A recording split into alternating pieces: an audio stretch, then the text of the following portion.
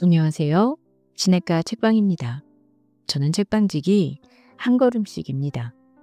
오늘은 새 책 김영하님의 여행의 이유라는 책을 들고 왔습니다. 김영하님은 모두가 알고 있는 유명한 작가신데요. 특별히 이 책은 여행이라는 주제로 여행과 일상, 여행의 고리를 잇는 10개의 매혹적인 산문으로 쓰여진 책입니다. 여행의 이유는 여행지에서 겪은 색다른 경험을 풀어낸 여행담이라기보다는 여행을 중심으로 인간과 글쓰기, 타자와 환대, 삶과 이야기로 그 주제가 점차 무한 증식되는 끝없는 사유의 여행기입니다. 우리가 미처 정리하지 못하고 한쪽에 미뤄둔 여행과 인생에 관한 단상이 작가의 독보적이고 깊은 인문학적 사유를 따라 자기 그 맥락과 형태를 갖춰가는 독서 경험입니다. 그래서 특별한 여행처럼 강렬하고도 긴 여운을 남기기도 합니다. 이는 여행을 떠나기 전 여행의 의미와 목적을 가다듬기 위해 혹은 반대로 자신이 다녀온 여행이 과연 어떤 것이었는지 헤아리기 위해 수많은 독자가 여행의 이유를 펼치는 강력한 이유이기도 합니다. 김영하님은요, 소설가이시고요. 장편 소설로 작별 인사, 살인자의 기억법, 검은 꽃, 나는 나를 파괴할 권리가 있다, 빛의 제국, 아랑은 왜, 너의 목소리가 들려, 퀴즈쇼, 소설집으로 오직 두 사람, 오빠가 돌아왔다, 엘리베이터에 낀 그 남자는 어떻게 되었나, 무슨 일이 일어났는지 아무도, 호출이 있고 산문, 오래 준비해온 대답, 다다다 등을 냈습니다. 스콧 피츠제럴드의 위대한 개츠비를 번역하기도 했습니다. 서울에서 아내와 함께 살며 여행, 요리, 그림 그리기와 정원 일을 좋아합니다.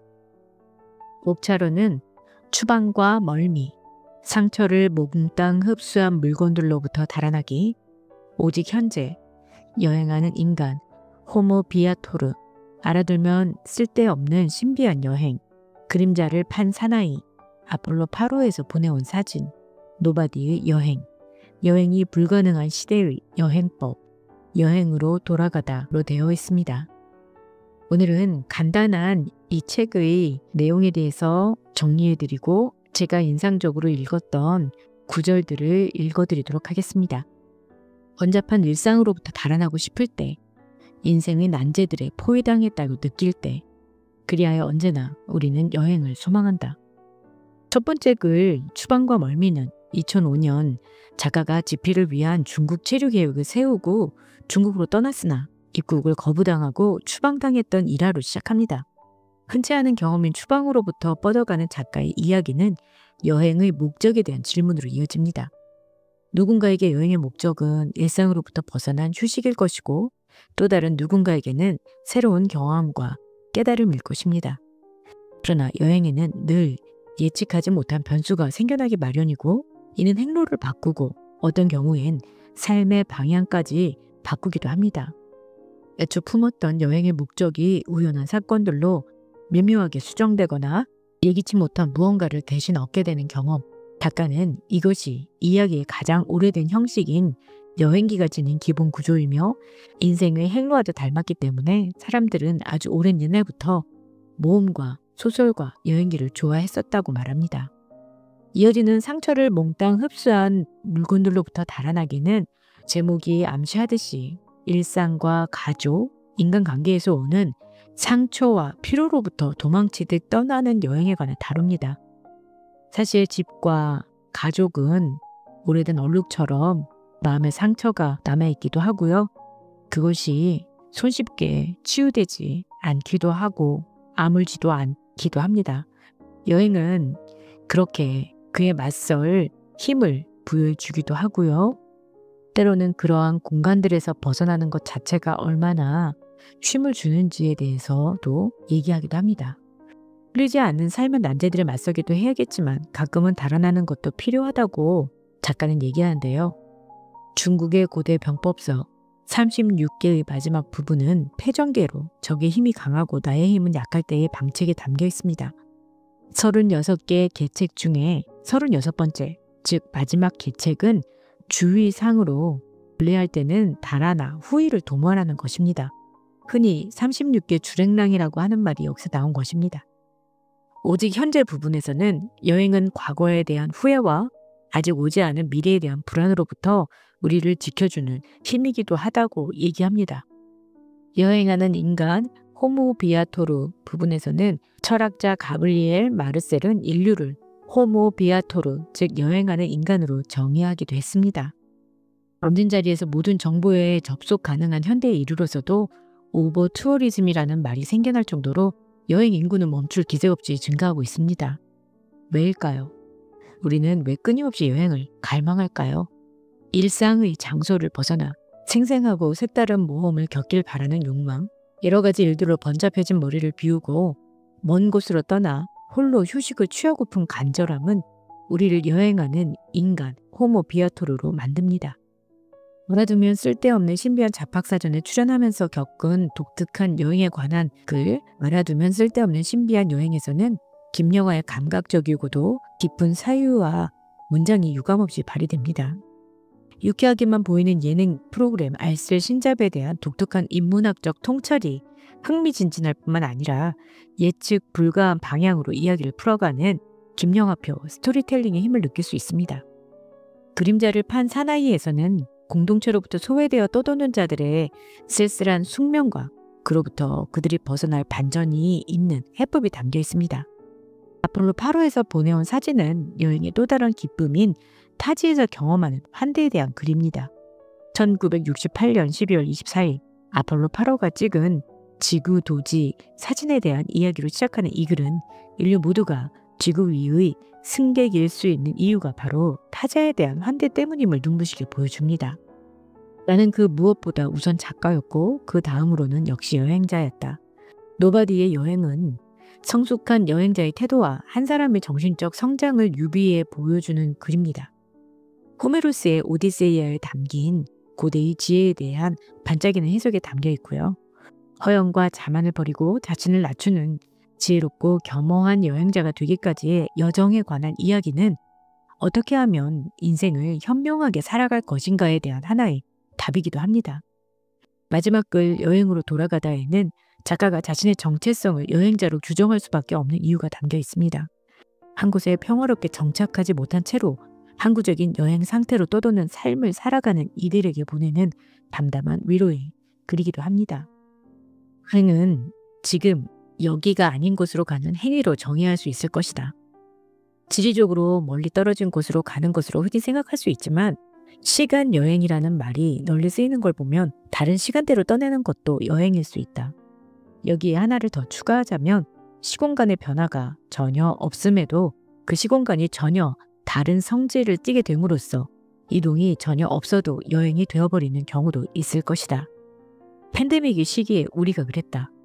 우리는 어디에도 가지 못하고 지금 여기에 갇혀버렸으나 지금 여기가 달라짐으로써 전혀 다른 세계로 온 것과 같은 처지가 되어버렸다. 어쩌면 기이한 디아스포라라 할 수 있었다. 아무도 움직이지 않는데 다른 세상에 던져졌던 것이다. 우리는 마치 평행 우주에 도착한 이들처럼 익히 알던 곳의 새로운 모습을 보았고 인간과 인간 사이의 사회적 관계와 역동이 전혀 다르게 작동하는 것을 보았다. 신의 화살은 인간의 가장 인간적인 면모를 공격했다.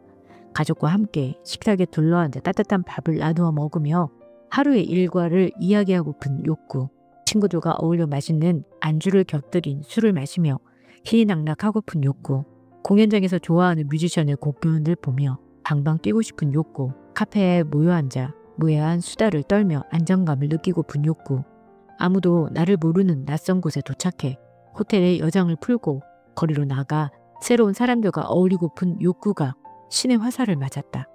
사회적 동물인 우리는 혼자가 되고 극장에서의 영화 관람과 공연장에서의 떼창이 사라지고 호모 비아토르는 여행을 금지당하고 사회적 거리두기가 인간관계의 새로운 표준이 되었다. 2005년 12월의 어느 날 나는 상하이 푸둥공항 티켓 카운터에서 서울로 가는 편도 항공권을 사고 있었다. 경험이 많은 여행자는 공항에서 항공권을 더군다나 편도는 사지 않는다. 터무니없이 비싸기 때문이다. 하지만 나로서는 선택의 여지가 없었다. 추방당하고 있었던 것이다. 이런 일을 겪는 사람이 흔치는 않겠지만 겪어본 사람으로서 말하자면 의외로 최악의 기분은 아니었다. 여행은 아무 소득 없이 하루 만에 끝나고 한 번 더 중국을 왕복하고도 남을 항공권 값을 추가로 지불했으며 선불로 송금해버린 숙박비와 식비는 아마도 날리게 될 것이 뻔했지만 난생 처음으로 추방자가 되어 대합실에 앉아있는 것은 매우 진귀한 경험인 만큼 소설가인 나로서는 언젠가 이 이야기를 쓰게 될 것임을 예감하고 있었다. 그런 의미에서 작가의 여행에 치밀한 계획은 필요하지 않을지도 모른다. 여행이 너무 순조로우면 나중에 쓸 게 없기 때문이다. 그래서 나는 어느 나라를 가든 식당에서 메뉴를 고를 때 너무 고심하지 않는 편이다. 운 좋게 맛있으면 맛있어서 좋고 대실패를 하면 글로 쓰면 된다. 대부분의 여행기는 작가가 겪는 이런저런 실패담으로 구성되어 있다. 계획한 모든 것을 완벽하게 성취하고 오는 그런 여행기가 있다면 아마 나는 읽지 않을 것이다. 무엇보다 재미가 없을 것이다. 그렇다면 여행기랑 본질적으로 무엇일까? 그것은 여행의 성공이라는 목적을 향해 집을 떠난 주인공이 이런저런 시련을 겪다가 원래 성취하고자 했던 것과 다른 어떤 것을 얻어서 출발점으로 돌아오는 것이다.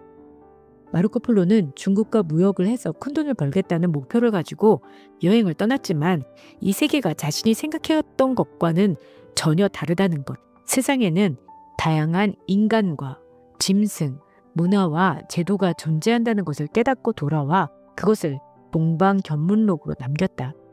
여행담은 인류의 가장 오래된 이야기 형식이기도 하다. 주인공은 늘 어딘가 먼 곳으로 떠난다. 로널드 토비아스는 인간의 마음을 사로잡는 20가지 플롯에서 추구의 플롯을 세상에서 가장 오래된 플롯이라고 소개한다. 주인공이 뭔가 간절히 원하는 것을 찾아 떠나는 이야기들로 탐색의 대상은 대체 주인공의 인생 전부를 걸만한 것이어야 한다.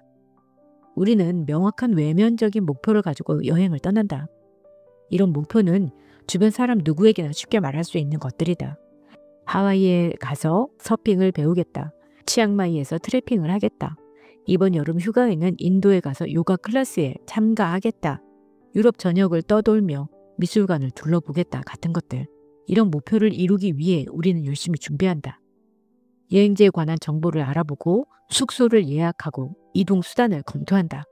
추구의 플롯에서는 주인공이 결말에 이르러 뜻밖의 사실을 알게 되고 그것을 통해 깨달음을 얻는다고 하지만 여행을 준비하는 단계에서 뜻밖의 사실이나 예상치 못한 실패, 좌절, 엉뚱한 결과를 의도하는 사람은 거의 없을 것이다. 우리는 모두 정해진 일정이 무사히 진행되기를 바라며 안전하게 귀환하기를 원한다. 적어도 표면적으로는 그렇다. 그러나 우리 내면에는 우리가 미처 깨닫지 못하는 강력한 바람이 있다. 여행을 통해 뜻밖의 사실을 알게 되고 자신과 세계에 대한 놀라운 깨달음을 얻게 되는 것. 그런 마법적 순간을 경험하는 것. 바로 그것이다. 그러나 이런 바람은 그야말로 뜻밖이어야 가능한 것이기 때문에 애초에 그걸 원한다는 것은 불가능하다. 뒤통수를 얻어맞는 것 같은 각성은 대체로 예상치 못한 순간에 찾아온다. 작가는 대체로 다른 직업보다는 여행을 자주 다니는 편이지만 우리들의 정신에 가장 큰 영향을 미치는 것은 자신이 창조한 세계로 다녀오는 여행이다. 그 토끼 굴 속으로 뛰어들면 시간이 다르게 흐르며 주인공의 운명을 뒤흔드는 격심한 시련과 갈등이 전개되고 있어 현실의 여행지보다 훨씬 드라마틱하다. 기억이 소거된 작은 호텔방의 순백색 시트 위에 누워 인생이 다시 시작되는 것 같은 느낌에 사로잡힐 때 보이지 않는 적과 맞설 에너지가 조금씩 다시 차오르는 기분이 들 때 그게 단지 기분만은 아니라는 것을 아마 경험해 본 사람은 알 것이다. 인생은 난제들이 포위하고 위협할 때면 언제나 달아났다. 이제 우리는 칼과 창을 든 적과 싸우는 것이 아니라 보이지 않는 다른 적, 나의 의지와 기력을 소모시키는 눈에 보이지 않는 적과 대결한다. 때로는 내가 강하고 때로는 적이 강하다. 적의 세력이 나를 압도할 때는 이길 방법이 없다. 그럴 때는 36개의 마지막 계책을 써야 한다. 파리 중후군이라는 말이 있다. 프랑스 파리에서 활동하던 오타 히로아키라는 일본인 심리학자가 1991년에 처음으로 사용한 것으로 알려져 있다. 그는 유독 파리에서 호흡 곤란이나 현기증 같은 증상을 겪는 일군의 일본인 여행자들을 주목했다. 파리에 대한 환상으로 여행을 떠난 일부 일본 여행객들은 파리가 자신들이 상상하던 것과 매우 다르다는 데 심한 충격을 받았다고 한다. 개똥을 치우지 않는 주인들, 메트로 개찰구를 통과하자마자 아무데나 표를 던져버리는 승객들, 외국인에게 쌀쌀맞은 점원들, 그리고 정체를 알 수 없는 온갖 불쾌한 냄새들, 이런 것들은 관광 안내 책자의 아름다운 사진에서는 짐작할 수 없는 것들이었다. 오랫동안 품어왔던 멋진 환상과 그와 일치하지 않는 현실, 여행의 경험이 일천한 이들은 마치 멀미를 하듯 혼란을 겪는다. 반면 경험 풍부한 여행자들은 눈앞의 현실에 맞춰 즉각적으로 자신의 고정관념을 수정한다. 기대와는 다른 현실에 실망하고 대신 생각지도 않던 어떤 것을 얻고 그로 인해 인생의 행로가 미묘하게 달라지고 한참의 세월이 지나 오래전에 겪은 멀미의 기억과 파장을 떠올리고 그러다 문득 자신이 어떤 사람인지 조금 더 알게 되는 것. 생각해보면 나에게 여행은 언제나 그런 것이었다. 네, 오늘은 김명아님의 여행의 이유 중에서 책 소개와 저자 소개와 목차와 대강의 줄거리와 인상적인 구절들을 읽어드렸습니다. 다음 시간에도 나머지 구절들을 읽어드리도록 하겠습니다. 그럼 다음 시간에 뵐게요. 안녕히 계세요.